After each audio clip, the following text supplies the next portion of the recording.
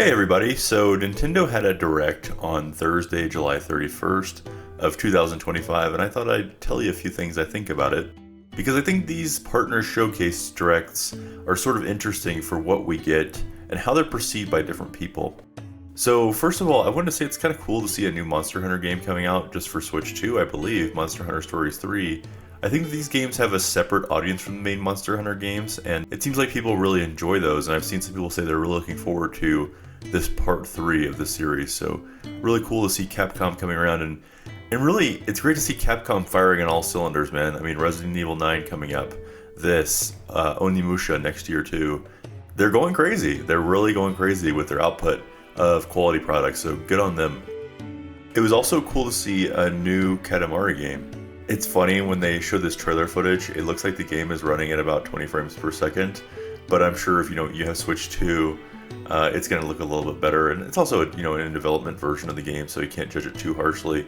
Hope it's going to be really good, and if you're a fan of that series, I'm sure you're excited for it too.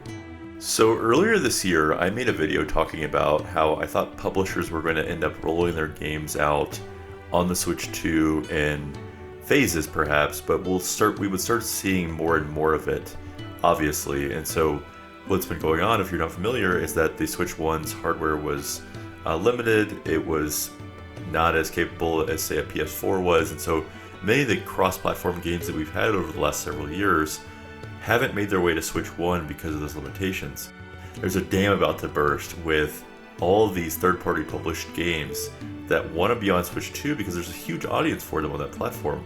And so this Direct was really the next phase of it. We saw games like Yakuza 0 come, and Cyberpunk when the Switch 2 was first released. However, this is showing us a whole other level of what's coming, and so very cool stuff, good to see. And if you're a Nintendo fan only, this is great for you, but it shows this is going to be a big way for not only Nintendo, but for these publishers to make money, is bringing a whole new slate of titles that their fans haven't had access to over, and so it's very cool to see. I also wanted to mention that I'm glad to see PacMan World Repack 2, I suppose, or PacMan World 2 Repack brought over. I loved this game back in the day. I think it was a really fun platformer, a really charming game. It's sort of an underrated game from back in the day, and I'm looking forward to playing it again. I didn't get around to playing the first remake they have, but the second game was also the one that I really enjoyed at that time. So overall, very good stuff, and if you're a Nintendo only player, there's a lot here for you, but the strategy is interesting too.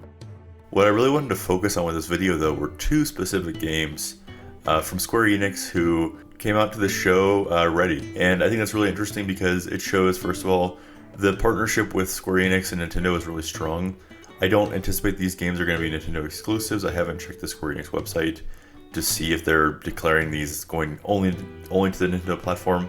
But I think that Octopath Traveler was really a hit on Nintendo first and foremost. And this new game, The Adventures of Elliot, that they showed off, is a very interesting spin on the game engine they have with the HD2D that they've used for Octopath Traveler, that they use also for the Dragon Quest III HD remake. However, this Adventures of Elliot is really cool because it's just taking that and it's like, hey, how can we do something that's really cool for the fans and make a new original IP? And this is actually the most exciting game they showed here, as someone who has access to some of the games on other platforms, but also just as a guy who likes action RPGs more and more. And I think these games are really fun and engaging to play, and so I think it's a really cool idea. It just takes you back to something more like Secret of Mana on the Super Nintendo or other games like that. I think this is a really exciting game that I think people are really going to like when it comes out, but we'll have to see if it delivers. But what they're showing here looks fantastic. And also, kudos to Square Enix for taking a risk on a new IP, right? They didn't have to do this. They could have just, made another Final Fantasy game or branded this in a different way, but they're calling it The Adventures of Elliot. I mean, what a quaint title, and it'll be really curious to see what this game ends up turning out as, but really cool from Square Enix. And Octopath Traveler 0 is the next game they showed here, and I thought this was really interesting because, for many people, Octopath Traveler 2, I mean, it's considered a seminal JRPG by people. It's a game that many people had as their game of the year in that period, and so it's cool to see a sequel come out. But what I think is really interesting about this is that Square Enix has managed to turn around a new project that is Octopath Traveler 0, which have historically been these HD 2D games with a lot of production value relatively, voice acting, some good animations here, interesting designs for bosses and the environments that are really going above and beyond.